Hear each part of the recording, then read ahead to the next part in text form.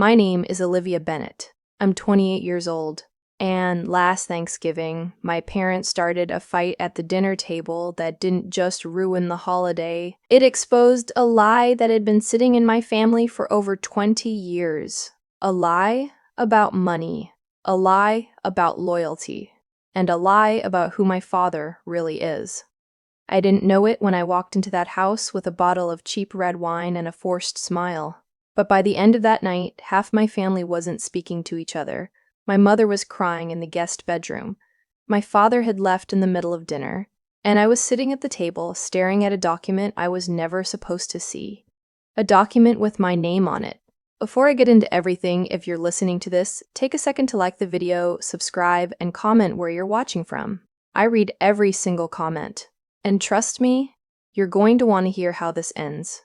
Because even now, I still don't know if my family will ever recover from what came out that night. It didn't start as anything dramatic. That's the thing. Thanksgiving at my parents' house had always been predictable. Same chip serving dishes, same slightly overcooked turkey, same tension under the surface that nobody talked about. We lived in a quiet suburb outside Columbus, Ohio. The kind of place where every house looked almost identical and everyone pretended everything was fine. My parents, Diane and Robert Bennett, had been married for 32 years. At least, that's what everyone believed. Growing up, I thought we were normal. Not perfect, but stable. My mom was the organized one. Always planning, always hosting, always making sure everything looked good from the outside. My dad was quieter. He worked in finance, which, as a kid, I didn't fully understand. He traveled a lot, sometimes too much. But when he was home, he was warm. Funny even. He used to make pancakes shaped like animals when I was little. I held on to that version of him for a long time, even when things started to feel off. I have one younger brother, Ethan. He's 25, and if I'm being honest, he always saw things more clearly than I did.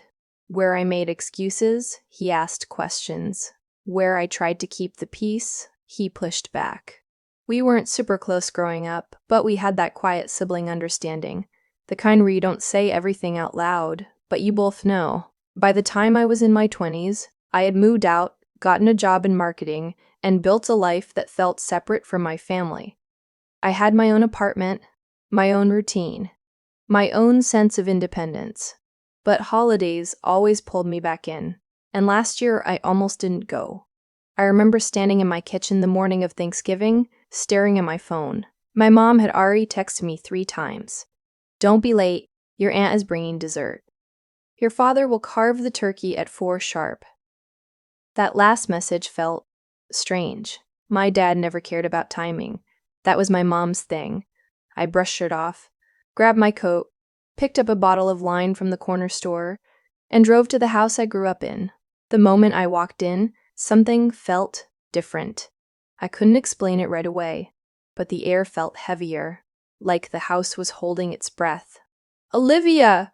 my mom called from the kitchen. I stepped in and found her standing at the counter, aggressively chopping carrots. Her movements were sharp. Too sharp.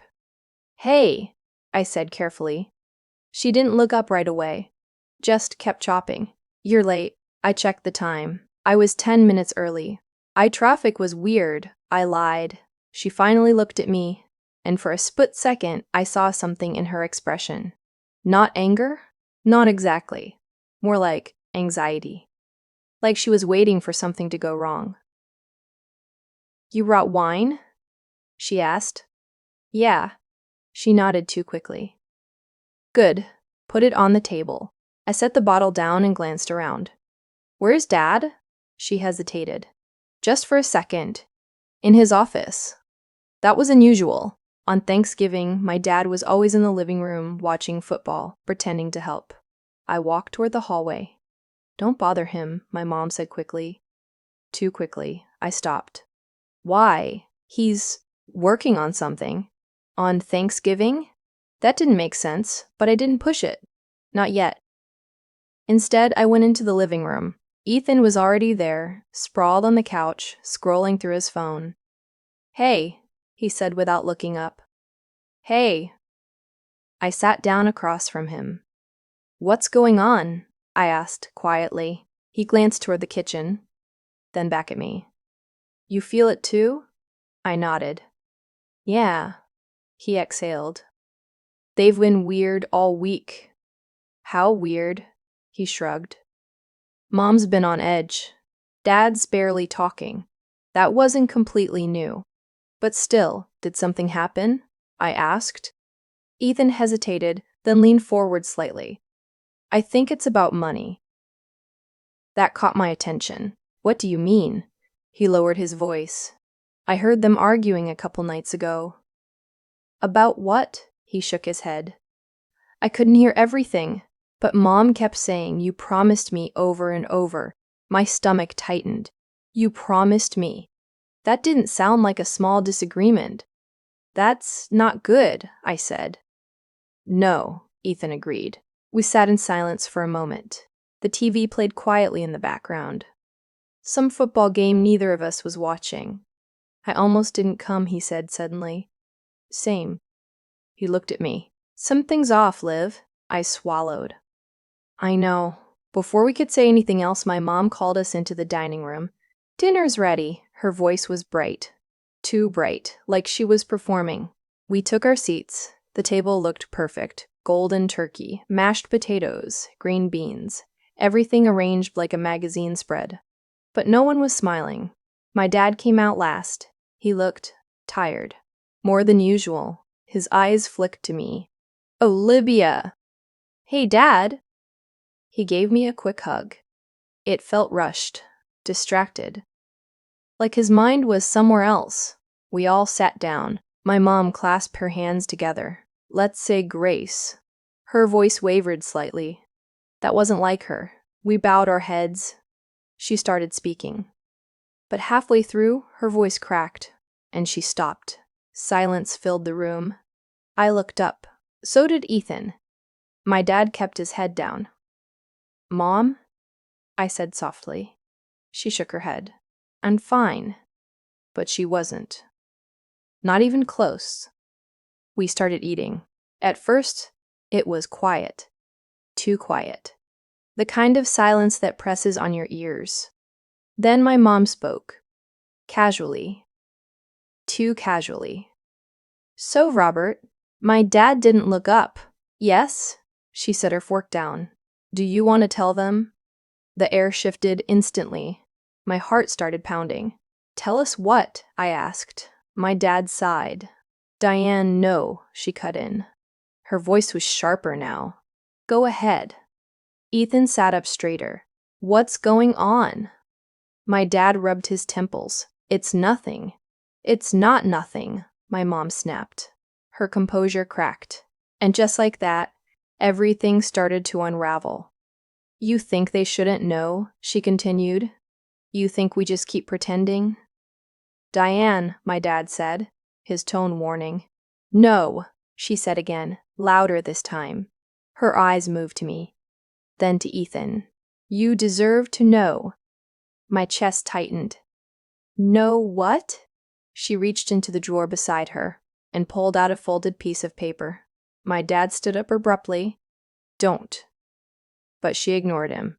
She unfolded the paper slowly, deliberately, like she had been waiting for this moment. For 20 years, she said, her voice shaking. I believe we were building something together. My dad closed his eyes. Diane, but apparently, she continued, I was the only one who believed that. She slid the paper across the table, toward me. My hands felt numb as I picked it up. I didn't understand what I was looking at first. Numbers, legal language, signatures. Then I saw it. My name. Right there. In bold. Olivia Bennett. And underneath it, a trust, set of 22 years ago. My breath caught. What is this? I whispered. No one answered. I looked up. My mom was staring at my dad. Tears in her eyes. Go ahead, she said. Explain it. And that's when I realized this wasn't just a fight. This was something much bigger, something that had been hidden from us our entire lives. And whatever it was about to tear my family apart. I didn't understand what I was holding. Not fully. But I understood enough to know it wasn't normal. My name wasn't just mentioned, it was central. Like whatever this was, it had been built around me. My fingers tightened around the paper. "What is this?" I asked again, louder this time. My voice sounded unfamiliar. Thin. My dad didn't answer. He just stood there, frozen, like if he stayed still long enough, the moment might pass. It didn't. My mom let out a sharp, humorless laugh. "Go on, Robert," she said. "Tell your daughter why she has a trust fund she never knew about." The words hit me like ice water. "A trust fund," Ethan repeated. He leaned over, trying to see the paper. "Liv, what does it say?" I don't know," I said, even though I did. At least part of it. It says, "It was created in 2003. "That would make you 6, Ethan said quietly. I swallowed. "Yeah." My dad finally spoke. "It's not what it looks like." That sentence, that exact sentence. "It always means the opposite. Then what is it?" I asked. He ran a hand through his hair. "It's just something I set up for your future." "Without telling Mom," Ethan snapped. "Without telling either of us." My mom's eyes never left my dad. "That's the interesting part," she said softly. "I didn't know about it either." Silence again. Heavy. Suffocating. My heart was beating so loud I could hear it in my ears. "How did you find it?" I asked her. She hesitated. Just long enough to make my stomach twist. "I wasn't supposed to," she admitted. That wasn't reassuring. "What does that mean?" She leaned back slightly in her chair, and for the first time that night, she looked tired. Not angry, not dramatic, just exhausted. "It means," she said slowly, "your father has been hiding things from me for a very long time." My dad shook his head. "That's not fair." "Not fair?" she repeated, her voice rising again. "You've been moving money behind my back for years." "Diane, don't," she cut in sharply. "Don't try to minimize this." Ethan stood up. "Okay, hold on," he said. "What money? What are we talking about?" No one answered him directly, and that was when I started to feel it. That creeping, sinking feeling, like I was missing something obvious, like everyone else had been slowly piecing together a puzzle, and I had just walked into the final scene. I looked back down at the document. There were numbers listed. Big numbers. More money than I had ever seen in one place. "What is this amount?" I asked. My voice shook. My dad glanced at it, then away. "It's an investment account." "That's not just an investment," Ethan said, peering closer. "That's what, 6 figures?" My mom let out another short laugh. "Try again." Ethan blinked. "Wait, what?" I looked closer, and my stomach dropped. Because he was right, but also wrong. It wasn't 6 figures. It was more. A lot more. "Dad," I whispered. He still wouldn't meet my eyes. "How much is in this?" He exhaled slowly. "It fluctuates." "Stop," my mom snapped. "Stop dancing around it." She turned to me. "There's over $800,000 in that account, Olivia." The room went completely still. 800,000. The number didn't feel real. It didn't belong in my life. "That's not possible," I said. "It is," she replied, "and it's been sitting there for years." I felt dizzy. I worked full-time, I paid my rent, my student loans, I budgeted for groceries, and somehow, there was nearly $1 million in my name that I knew nothing about. "Why?" I asked. It came out barely above a whisper. "Why would you do that?" This time, my dad looked at me, really looked at me, and for a moment, I saw something in his expression. Not guilt. Not exactly. Something more complicated. "I was trying to protect you," he said. My mom scoffed. "Protect her from what? Me?" "That's not what I said." "That's exactly what you're implying." Ethan stepped between them slightly. "Okay, enough," he said. "Both of you. Just explain it clearly." My dad rubbed his face, then finally sat back down. This wasn't meant to come out like this, he said. That's funny, my mom muttered.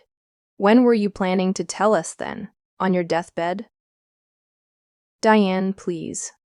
No, answer the question. He didn't. And that silence said more than anything else. I felt my chest tighten. You weren't going to tell us, I said slowly. It wasn't a question. He hesitated. And that was enough. Oh my God, Ethan said. My mom shook her head. I gave you 30 years, she said. 30 years of trust, of partnership. Her voice broke again. And you've been lying the whole time. It's not that simple, my dad said quietly. Then make it simple, I shot back, because right now, it looks like you've been hiding almost $1 million from your own family. He looked at me again, and this time, there was something else there. Fear. I didn't hide it from you, he said. Then why didn't I know about it, I asked. He opened his mouth, closed it, then finally said, because it wasn't just about you. That made my stomach drop even further. What does that mean? My mom leaned forward. Tell her, she said. Tell her where the money came from. My dad's jaw tightened. That's not relevant. It's the only thing that's relevant, she snapped. Ethan looked between them. Where did it come from? He asked.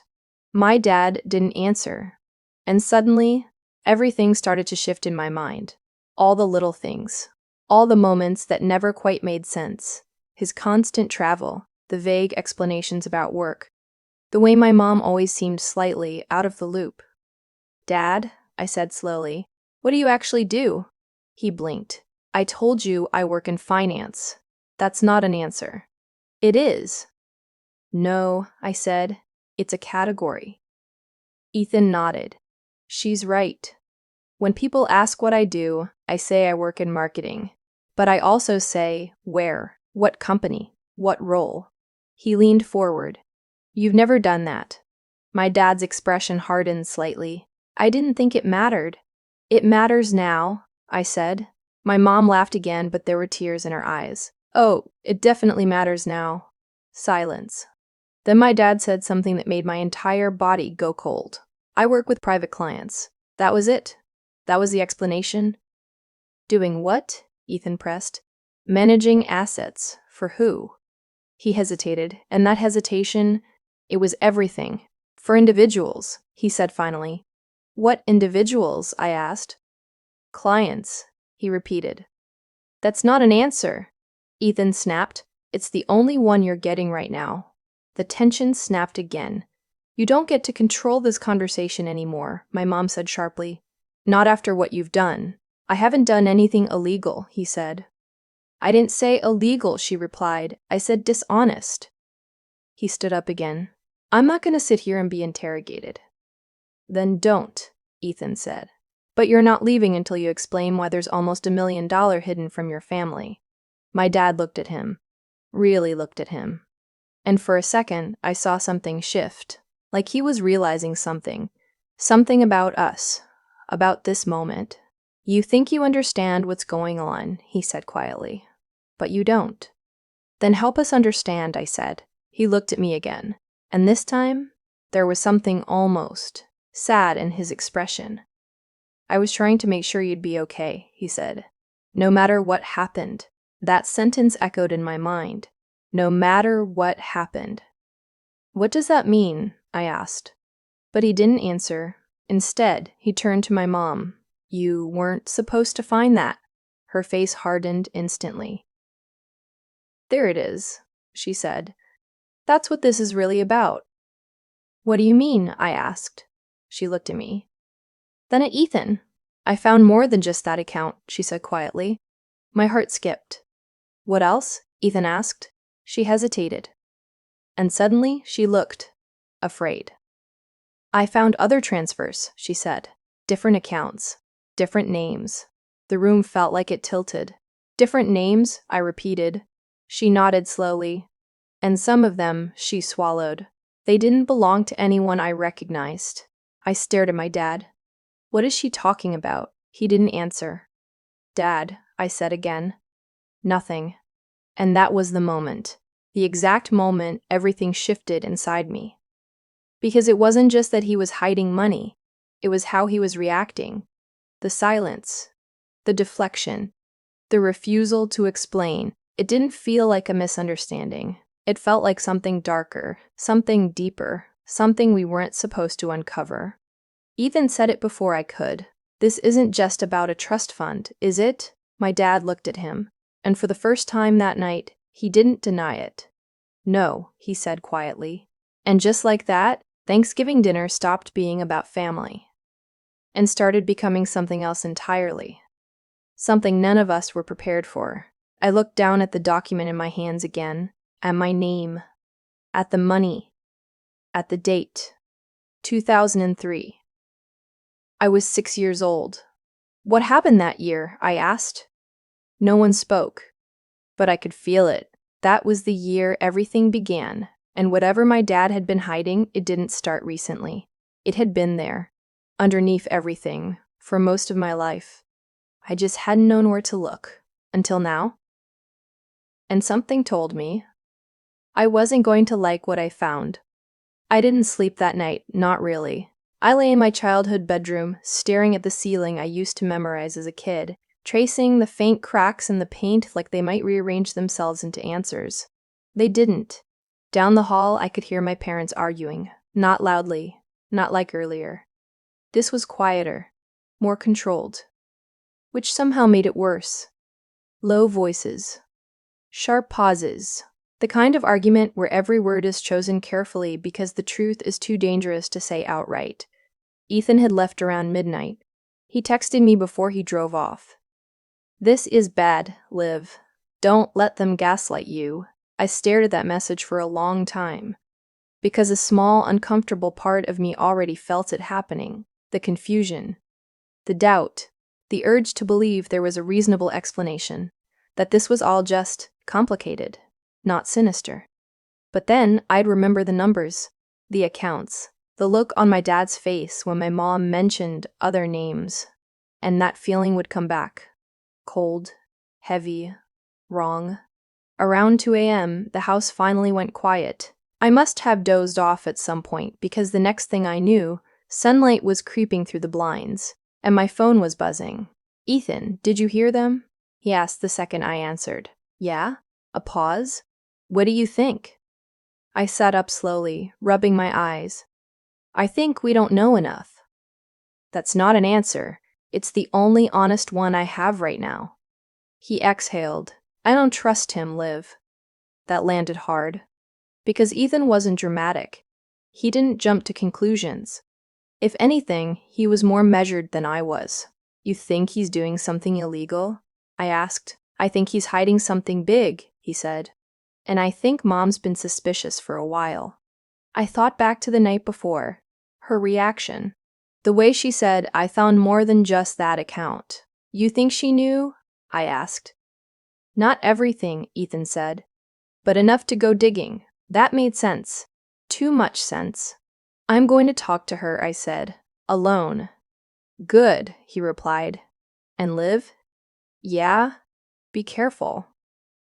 The call ended. I sat there for a moment, holding my phone, feeling like I was standing at the edge of something I couldn't unsee once I stepped into it.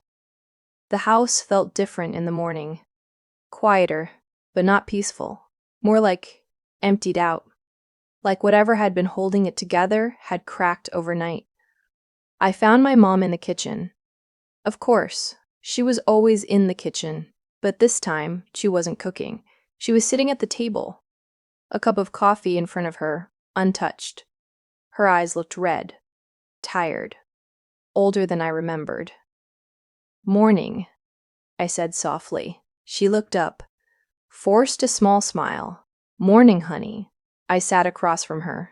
For a moment, neither of us spoke. Then I said, we need to talk. Her smile faded. I figured.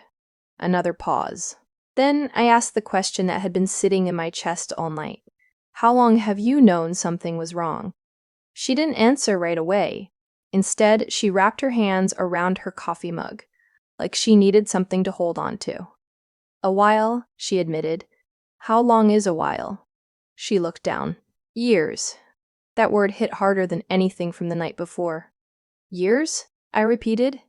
She nodded. I didn't know what exactly, but I knew something wasn't right. Why didn't you say anything? She let out a slow breath. Because I didn't have proof. And now you do. Her eyes met mine. Now I have questions I can't ignore anymore. I leaned forward slightly. What did you find? She hesitated, and for a second I thought she might back out. But then she reached for a folder sitting beside her, the same one from last night, but thicker, much thicker. My stomach dropped. You went through everything? I asked. I tried to, she said. I don't understand all of it. She slid the folder toward me. But I understand enough. I opened it slowly. Inside were pages, printouts, statements, transfers, account numbers. Some of it looked official. Some of it looked off, messy, inconsistent.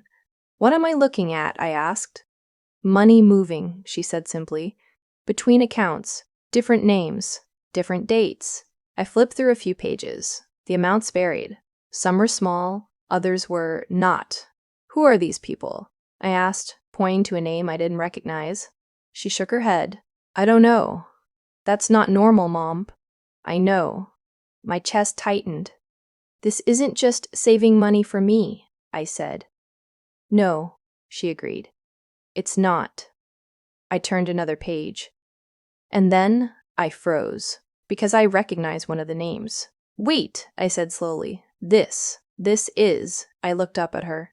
Why is Aunt Karen's name here? Her expression darkened. I was wondering when you noticed that. My pulse spiked. My Aunt Karen, I repeated. Yes. That doesn't make sense. I know. I stared at the page again. There it was, clear as day, a transfer from one account to another, and one of them was under my aunt's name. How much is that? I asked. She glanced at it. 50,000. My stomach twisted. When? About 5 years ago. I sat back, trying to process. Did she know? I asked. I don't know. That's something we need to find out. My mom nodded slowly. I agree. A heavy silence settled between us. Then I asked the question I wasn't sure I wanted the answer to. Do you think Dad is stealing? Her face flinched slightly. I don't know, she said honestly, but I know he's lying. That felt just as bad. Maybe worse, because lying meant intention. It meant choices. It meant this wasn't an accident. I'm going to talk to him, I said. Her eyes widened slightly. Alone? Yes. She hesitated. Be careful how you approach it. I'm not a kid, Mom. I know, she said quickly. I don't want him to shut down. I stood up. I'll handle it. But as I walked toward his office, I wasn't as confident as I sounded. The door was closed. That alone was unusual. Growing up, my dad's office door was almost always open. I knocked. Yeah? His voice came from inside. I opened the door slowly. He was sitting at his desk. Papers spread out. Laptop open. Like nothing had happened. Like last night hadn't shattered everything. Hey, I said. He looked up. His expression softened slightly. Hey. I stepped inside and closed the door behind me. We need to talk. He leaned back in his chair. I figured. For a moment, neither of us spoke. Then I said, I talked to Mom. He nodded. I assumed you would. She showed me everything. A pause. Then, everything? As far as she knows. He exhaled slowly. Okay. I crossed my arms. Do you want to explain any of it? He rubbed his jaw. It's complicated. I almost laughed. Of course it was. It doesn't have to be, I said. It does, he replied, because you're only seeing pieces of it. Then show me the whole thing. He looked at me. Long. Careful. And then he said something that made my chest tighten again. I don't know if I can. That wasn't good enough. Why not? Because it doesn't just involve me. That didn't stop you from involving me when you put my name on a trust. That was different. How? Because that was to protect you. There it is. Again, I said. That word, protect. I stepped closer to the desk. Protect me from what? He didn't answer. Dad, I said, my voice firmer now. Stop talking around it. He looks tired. More tired than I'd ever seen him. You think I'm the bad guy here, he said quietly. I think you're hiding something, I replied. Those aren't the same thing. They feel the same right now. A long silence. Then he said, Do you trust me? That question caught me off guard. What? Do you trust me? He repeated. I hesitated. And that hesitation, it said everything. His expression shifted. Slightly. Like something inside him had just settled. That's what I thought, he murmured. That's not fair, I said quickly. You haven't given me a reason to trust you right now. I've given you a lifetime of reasons. And now you've given me this, I shot back, gesturing toward the house. The documents, the lies. He looked away. You don't understand what's at stake, he said. Then help me understand. I can't. His voice rose for the first time, and then immediately dropped again, like he regretted it. Not yet, he added. Not yet. Those two words echoed in my mind. What does that mean? I asked slowly. It means there are things in motion, he said. Things I need to handle. That sounds worse, I said. It's not meant to. Well, it is. He leaned forward. Olivia, listen to me. I froze slightly, because his tone had changed. It was serious now, focused. If I tell you everything right now, he said, it could make things more complicated. For who? I asked. For everyone. That's not an answer. It's the truth. I shook my head. No, the truth would be explaining why there are accounts under different names, why Aunt Karen is involved, and why I have a trust fund I never knew about. He closed his eyes briefly. Karen wasn't supposed to be part of this conversation. My heart skipped. Why is she part of anything? He didn't answer. Dad. Silence. And that was when it hit me. A thought so sharp it made my stomach drop. You didn't just move money around, I said slowly. You used other people.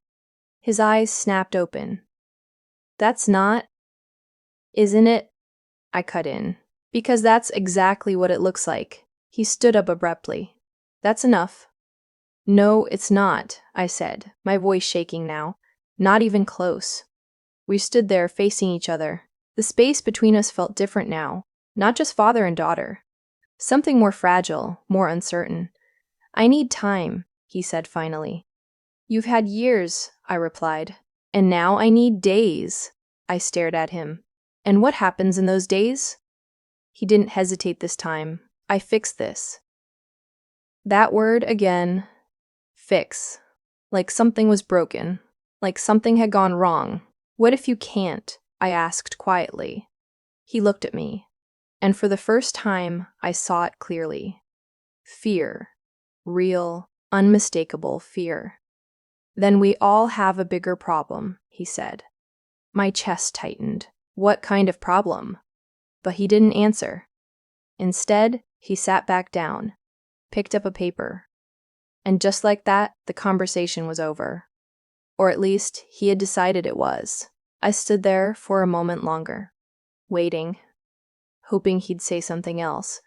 He didn't, so I turned, opened the door, and walked out.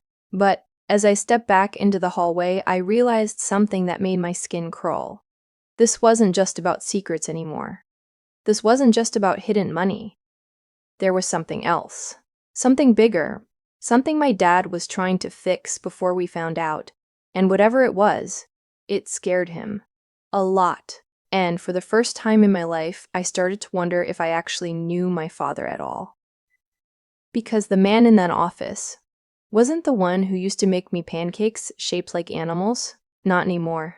And something told me the truth when it finally came out was going to be a lot worse than I was ready for.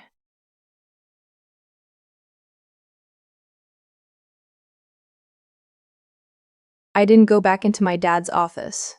Not that day. Not the next. Not even the day after that.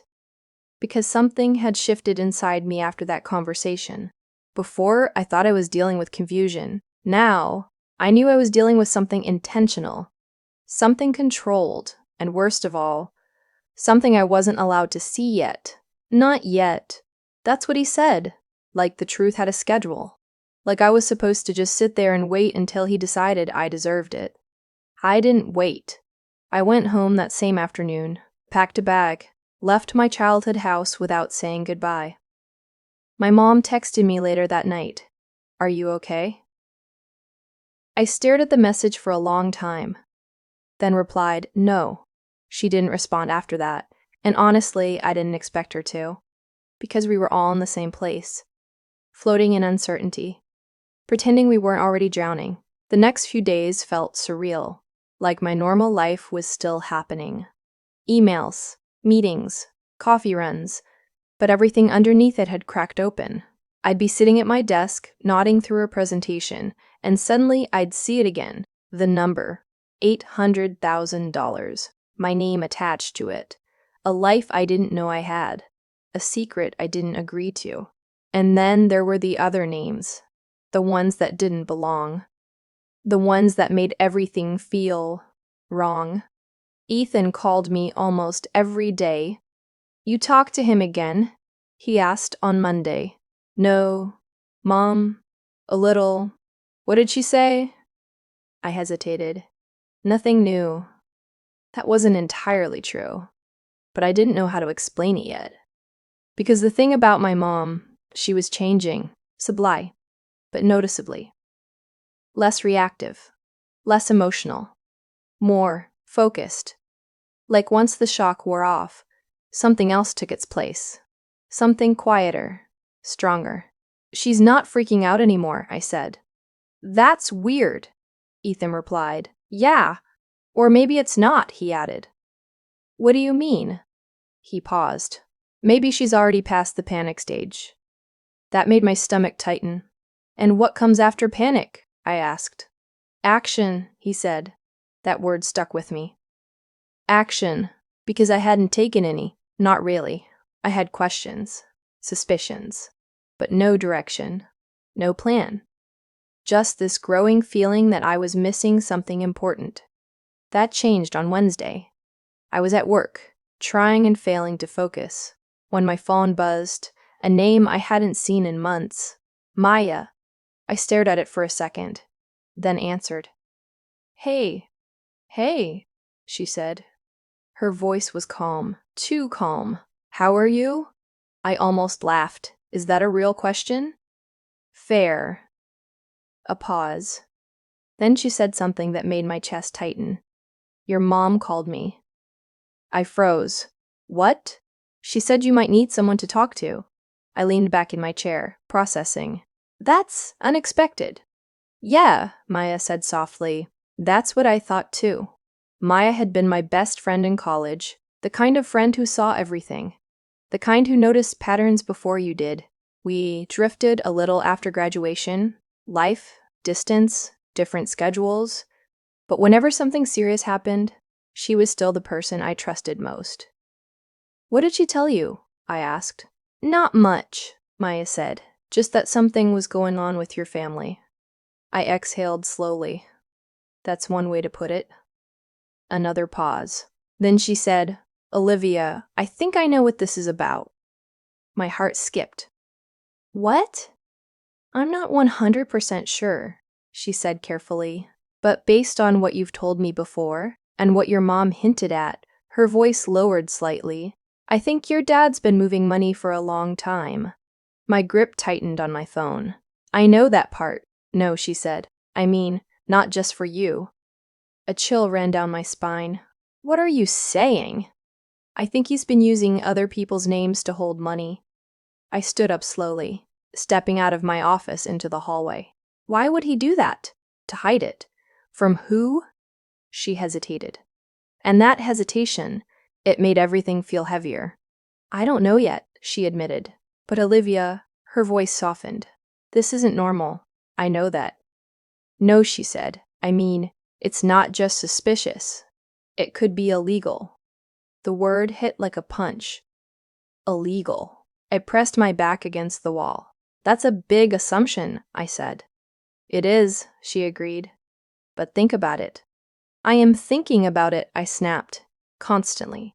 Then ask yourself this, she continued gently. Why would someone need to move money through multiple names, including family members, without telling anyone? I didn't answer, because I didn't have one, and that was the problem. Has he ever explained his job clearly? She asked. No. Has your mom ever fully understood it? No. Has anything about this felt transparent? No. Each answer felt like another piece falling into place, and I didn't like the picture it was forming. I need to see everything, I said suddenly. All the documents. Good, Maya replied. And Olivia? Yeah? Don't do this alone. I closed my eyes briefly. I won't.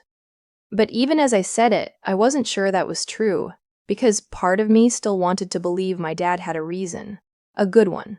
A protective one. Something that would make all of this make sense? But another part of me, a louder part now, was starting to accept something else. That maybe he didn't. That night, I went back to my parents' house. Not for dinner, not to talk. Just to get answers. My mom was in the living room when I walked in, papers spread out across the coffee table. She looked up. Didn't seem surprised. Hi, she said. Hi. I stepped inside. Closed the door behind me. You're working, I said, gesturing to the papers. She nodded. I'd been going through everything again. Find anything new? Her expression shifted slightly. Yes. My stomach tightened. What? She hesitated, then picked up a document. Held it out to me. Look at the date. I took it, scanned it quickly, then froze. Again. What happened that year? I asked. She met my eyes. That's what I've been trying to figure out. I looked back at the paper. It wasn't just the trust. There were multiple entries, multiple accounts, all starting around the same time.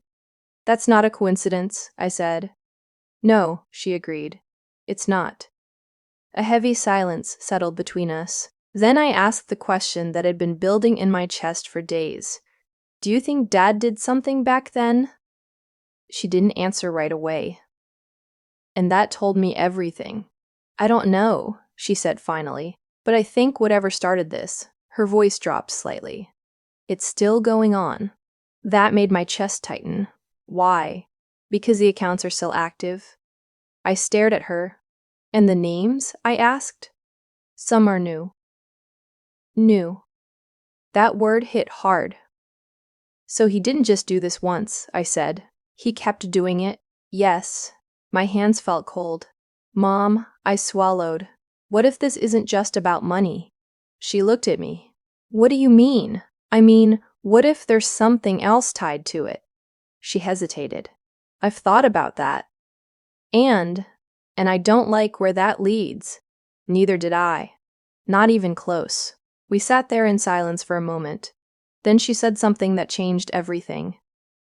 I didn't call Maya just so you'd have someone to talk to. I looked at her.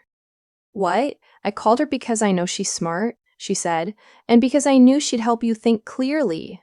My chest tightened. You wanted me to figure this out. I wanted you to see it, she corrected. See what?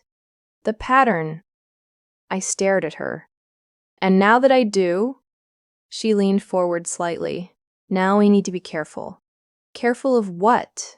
She hesitated, then said quietly, your father. That word. Careful. About him. Not for him. A chill ran down my spine. Mom. My voice dropped. Are you afraid of him? She looked at me. And for the first time in my life, she didn't say no right away. I don't know what he's capable of anymore, she admitted. That was worse. So much worse. Because fear I could understand. But uncertainty? That meant there were no limits. No boundaries. No guarantees. What do we do? I asked. She leaned back slightly. And for the first time since all of this started, I saw it, not panic, not confusion, something else, something steadier. "We don't confront him again," she said. "Not yet." That sounded familiar, too familiar. Then what? Her eyes locked onto mine. "We gather everything." A pause. "Every document, every account, every name." My pulse started to rise. "And then," she didn't hesitate this time, "then we find out the truth." The way she said it, calm, certain, terrified me a little, because it meant we were already past the point of no return. This wasn't about fixing things anymore. This wasn't about misunderstanding. This was about uncovering something that had been buried for decades. Something my dad had built carefully, quietly, deliberately, and we were about to tear it open. I nodded slowly. "Okay." But as I said it, a thought slipped into my mind. Cold, unwelcome. What if my dad wasn't just hiding something? What if he was protecting it? And what if we weren't supposed to find it? Because something told me once we did, nothing in our family would ever be the same again. Once you start looking for something, you can't unsee it. That's what I learned over the next week. At first, it felt like we were just gathering pieces, random documents, scattered information, things that didn't fully connect. But the more we dug, the clearer the pattern became, and the more terrifying it felt. Because this wasn't chaos, it was structure, deliberate, careful, planned. My mom and I worked quietly. We didn't tell Ethan everything at first. Not because we didn't trust him, but because the less noise we made, the better. "That was her idea. Your father is observant," she said one night as we sat surrounded by papers. "He'll notice if something changes." "So we act normal," I said. "Yes. And we pretend we don't know anything?" She looked at me. "We don't pretend," she said. "We wait." I didn't like that. Waiting felt passive, weak. But she wasn't being passive. Not at all. She was watching, listening, collecting. And slowly, I realized she had been doing that for longer than I thought. "You've done this before," I said one night. She didn't look up from the document in her hand. "Yes." "How long?" She hesitated. "On and off for about a year." That hit me hard. "A year?" I repeated. "You've known something was wrong for a year." "I suspected," she corrected. "That's not the same as knowing. It's enough to say something." "No," she said firmly. "It's enough to be careful." I sat back, processing. "So what changed?" I asked. "What made you finally confront him?" She looked up at me. Her expression was steady. "I found your name." Silence. That made sense. Too much sense. "You involved me," she said quietly. That's when it stopped being something I could ignore. My chest tightened, because that meant if my name hadn't been there, she might have kept watching, waiting, living in that quiet suspicion, for who knows how long. "Okay," I said slowly. "So we gather everything." "Yes." "And then what?" She didn't answer right away. Instead, she reached for another document.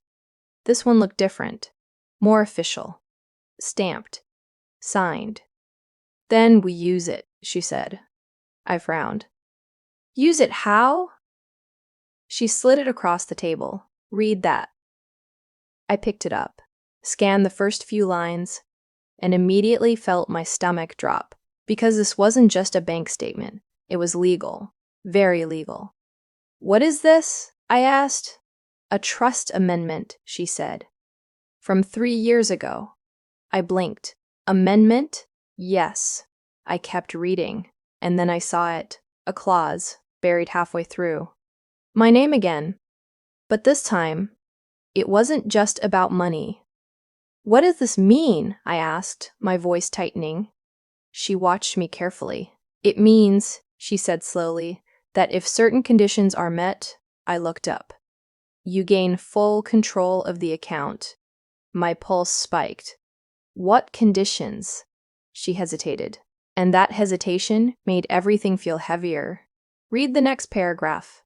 I did, and the room seemed to tilt, because the condition was clear.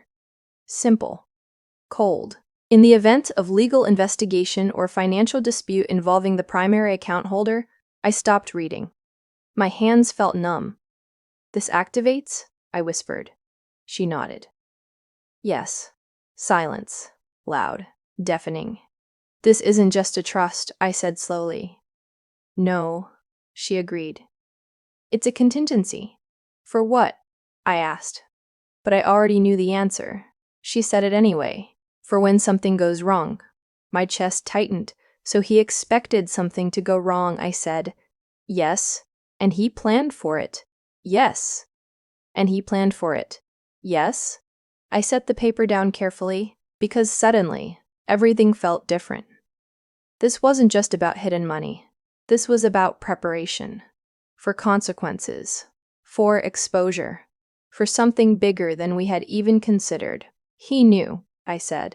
He knew this could blow up. My mom nodded. And he built a safety net. For me, I said. For you, she confirmed. I shook my head slowly. That's not protection. No, she said quietly. It's insurance. The word hung in the air. Insurance, not for us, for himself. And suddenly, all those times he said he was protecting me, they felt different, darker, more selfish. He didn't do this for me, I said. My mom didn't argue. No, she said. I don't think he did. I leaned back in my chair, heart racing. So what do we do with this? She looked at me. Her expression calm, focused. We use it to force the truth. I frowned. How? She leaned forward slightly. We make him think he's already lost. That caught me off guard. What? She didn't hesitate. We let him believe we're done fighting. That we've accepted his explanation. That we're not digging anymore. I stared at her. And then we confront him. With everything. The plan started forming in my mind. Slowly. Piece by piece. And he won't see it coming, I said. Exactly. A pause. But we don't do it alone. I blinked. What do you mean? She held my gaze. We bring everyone in. My stomach dropped. Everyone? Yes. Ethan? Yes. Aunt Karen? She hesitated. Especially Karen. That made my chest tighten. Why her? Because her name is in this. And if she doesn't know, my mom didn't finish the sentence. She didn't have to, because the implication was clear. This wasn't just about our family anymore. It involved other people. People who might not even know they were involved. And that made everything more dangerous, more unpredictable. What if she does know? I asked. My mom's expression darkened slightly.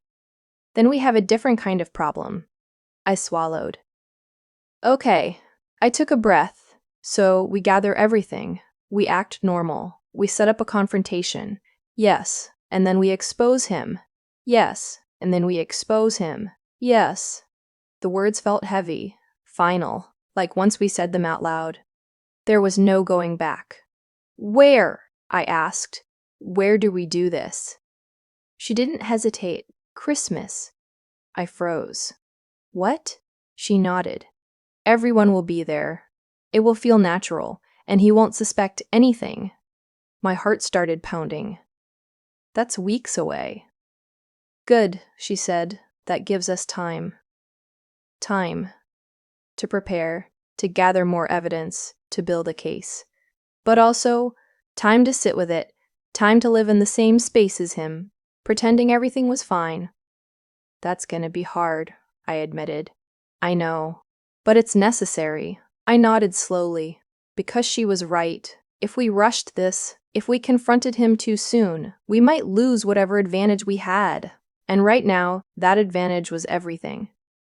Okay, I said. We do it your way. She gave a small nod. Good. We sat in silence for a moment.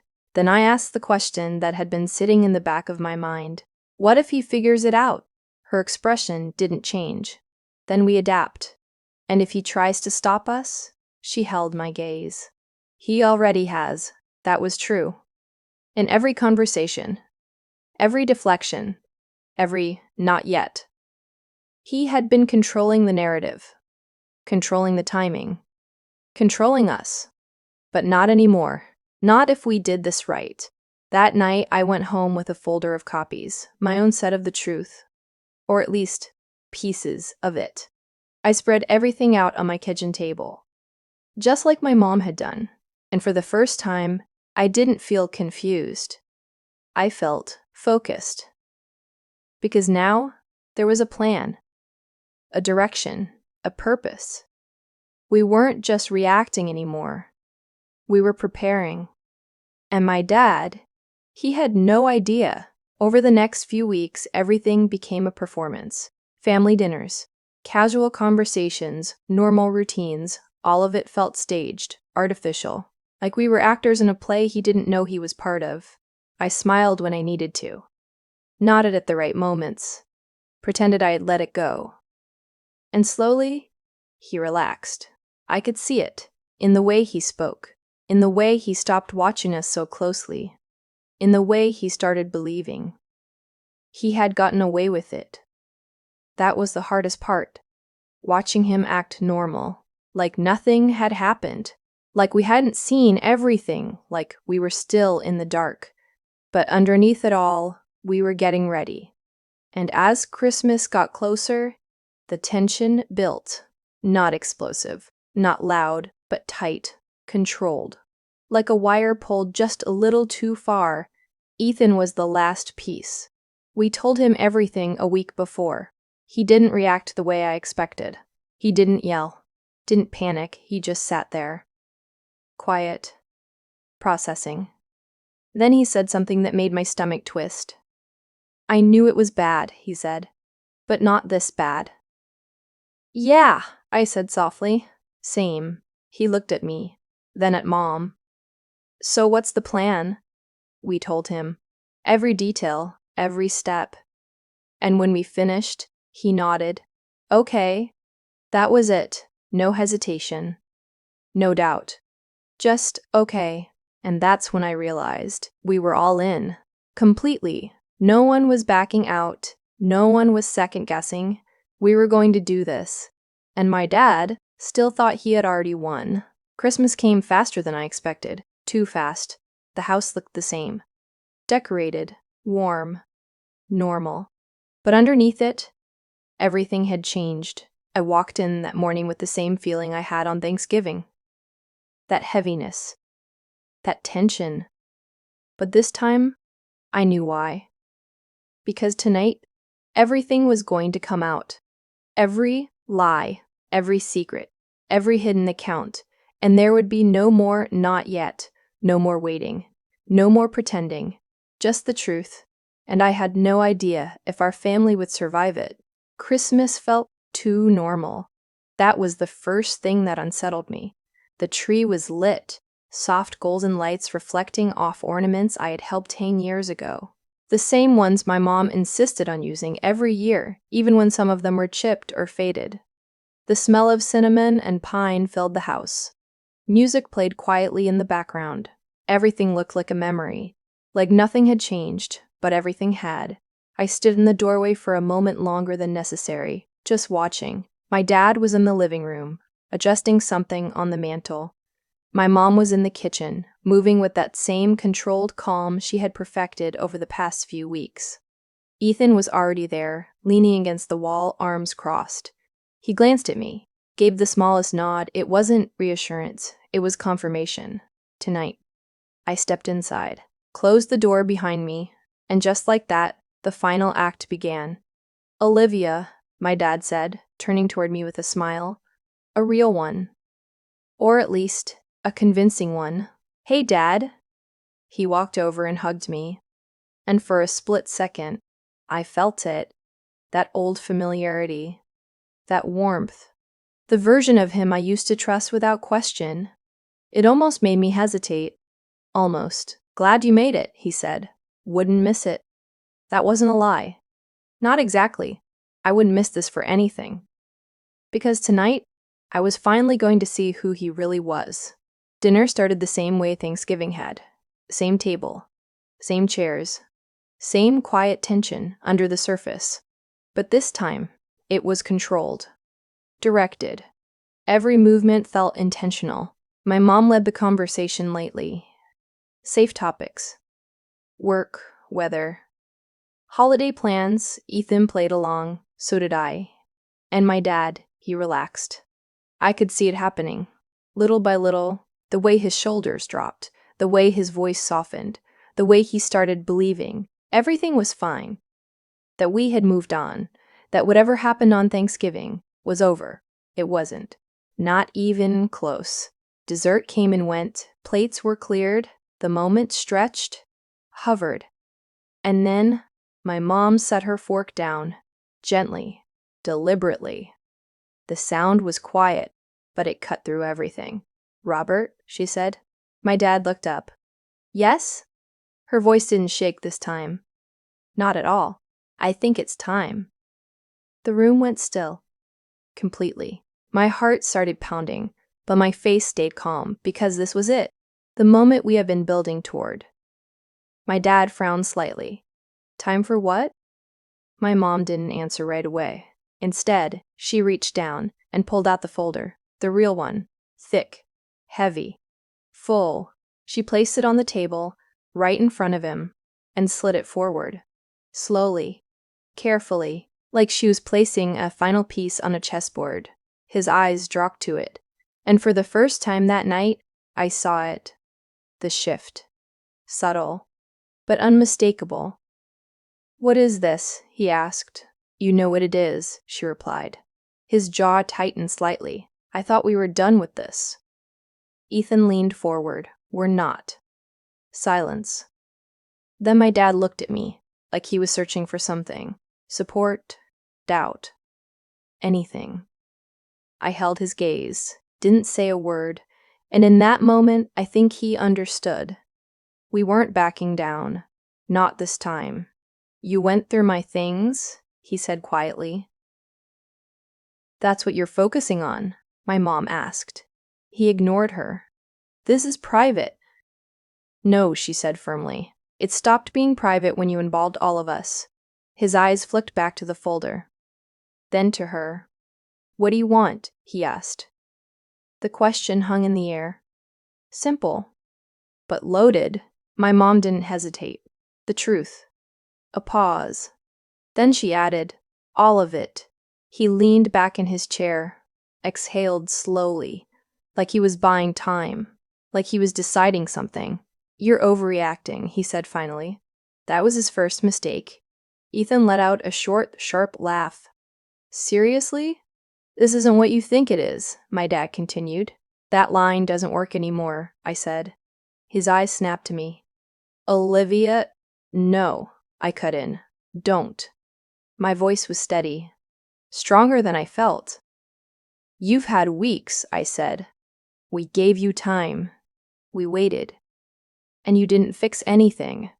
A flicker of something crossed his face. Something close to frustration. "I told you you needed control," my mom interrupted, "and you lost it." Silence again. Thicker now. He looked around the table. At all of us. And for the first time, he didn't look like he had the upper hand. He looked cornered. "You don't understand what you're doing," he said quietly. "Then explain it," Ethan shot back. "No more vague answers. No more it's complicated. Just tell us the truth." My dad's gaze moved between us, one by one, like he was measuring something, calculating. And then he said it. "You're right." The words landed heavier than anything else, because they weren't defensive. They weren't dismissive. They were accepting. A chill ran down my spine. "You deserve to know," he continued. My heart started racing. This was it, the moment, the truth.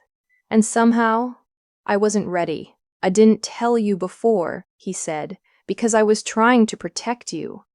There it was again, that word, but this time it sounded different. less convincing, more desperate. Protect us from what? I asked. He didn't answer immediately. Instead, he reached for the folder, opened it, flipped through a few pages, then stopped. On one document, he turned it toward us. From this, I leaned forward, looked down, and my stomach dropped.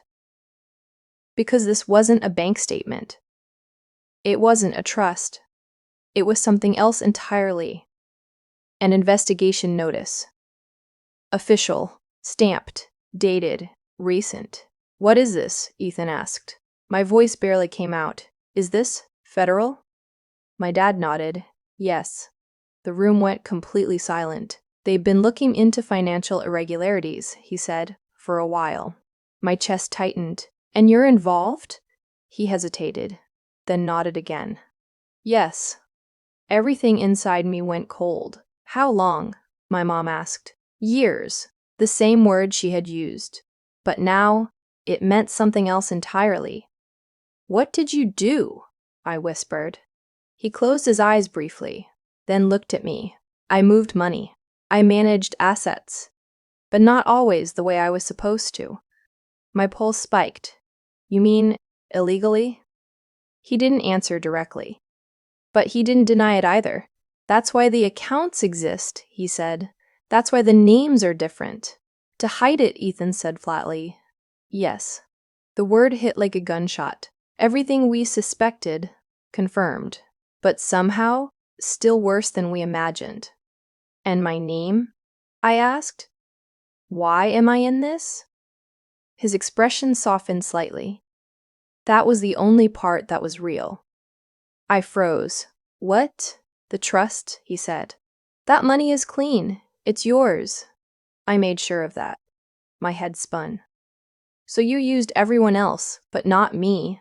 Yes? Why? He held my gaze. Because I needed one thing that couldn't be touched. One thing that would survive if everything else fell apart. My chest tightened. You mean if you got caught? He didn't respond. He didn't need to. My mom leaned forward. And Karen? His jaw tightened. She knew, he said. That hit hard. Since when? I asked. A few years. And she agreed to this? She trusted me. Ethan shook his head. Unbelievable. Silence settled again. Heavy. Final. Then I asked the question that had been sitting in the center of everything. Are you going to jail? My voice was steady, but my hands were shaking under the table. He hesitated, and that hesitation, it told me everything. I don't know, he said. The room felt like it was closing in. All the anger, all the confusion, all the fear. It collapsed into one single overwhelming realization. This wasn't just a family secret. This was a crime.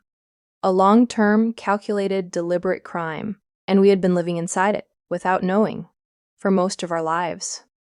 My mom stood up slowly, her chair scraping against the floor. I can't do this, she said. Her voice wasn't angry. It was empty. I can't stay in this. My dad looked at her. Diane, no, she said. You made your choices. And now I'm making mine. She turned, walked out of the room, just like that. No screaming, no breakdown, just done. Ethan stood next. I'm with her. He looked at me. You coming? I hesitated, just for a second, because part of me, a small, stubborn part, still saw my dad as my dad. Not just this. But then I looked at him. Really looked. And I saw it. Not the man I grew up with, not the one who made pancakes, but the one who lied, who manipulated, who built something in the shadows and dragged us into it without asking. I stood up. Yeah, I said, I'm coming. We walked out together, left him sitting there, alone, with the truth. And for the first time in my life, I didn't feel guilty about it. The aftermath wasn't clean. It wasn't simple. There were lawyers, conversations, more things uncovered, more people involved. My Aunt Karen stopped answering calls. My dad eventually did get charged. Not everything, but enough. Enough to confirm it was real, enough to make it permanent. My mom filed for divorce. It was quiet.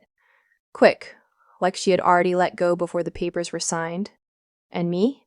I kept the trust. I thought about rejecting it, walking away from everything tied to him. But in the end, I didn't. Because it wasn't about him anymore. It was about what I chose to do next. I paid off my debts, helped my mom start over, built something that was mine, completely mine. No secrets, no lies, just mine. And my dad? I haven't spoken to him since that night. I don't know if I ever will, because some things, once you see them clearly, you can't unsee them. And some people, once they show you who they really are, you have to believe them, even if it breaks your heart. So yeah, that's how a Thanksgiving fight exposed everything. Not just money, not just lies, but the truth about the person I thought I knew best, and I still think about it sometimes. How close we came to never finding out, how easy it would have been to keep pretending. But we didn't, and I don't regret that, not for a second, because the truth, as painful as it was, set us free. And I'll take that over a perfect lie any day. So let me ask you, what would you have done in my situation? Would you have walked away or stayed to uncover everything?